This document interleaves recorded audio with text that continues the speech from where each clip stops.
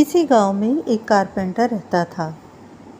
وہ دن رات محنت کرتا اور اپنا سامان لے جا کر شہر فروخت کر کے آتا۔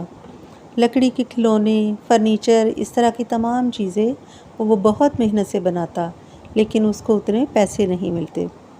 آہستہ آہستہ وہ بیمار رہنا شروع ہو گیا۔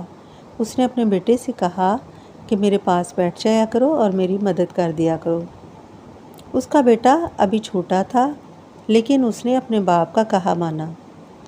جیمی، اس کا بیٹا، اس کے پاس بیٹھ جاتا، کبھی اسے کیل پکڑاتا، کبھی اوزار پکڑاتا اور اسے کام کرتا دیکھتا رہتا۔ اب جیمی کے دل میں بھی کام کا شوق پیدا ہوا۔ اس نے سوچا کہ اگر وہ یہ چیزیں بنائے تو شاید اپنے باپ سے اچھی بنا لے گا۔ اس طرح اس نے وقت کے ساتھ ساتھ جیسے ہی وہ بڑا ہوا، اس نے فرنیچر بنانا شروع کر دیا۔ لیکن جب وہ بازار جا کر اسے بیچنے لگتا تو اس کے فادر اس میں بہت سی غلطیاں نکالتے اور اسے کہتے کہ پہلے اس کو درست کرو۔ جیمی کو برا بھی لگتا، لیکن وہ 2 دن وہ غلطیاں ٹھیک کرتا رہتا۔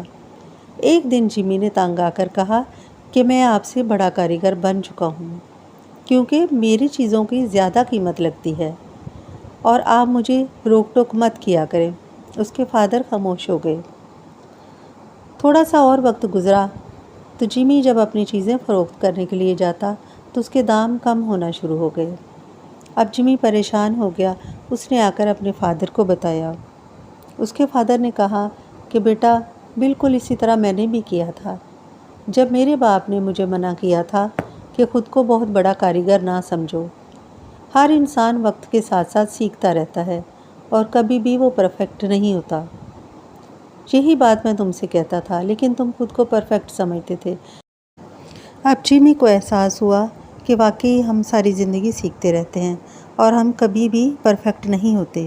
ہمیں اپنے بڑوں کی نصیحت کو نظر انداز نہیں کرنا چاہیے، ہمیشہ ان کے تجربے سے سیکھنا چاہیے۔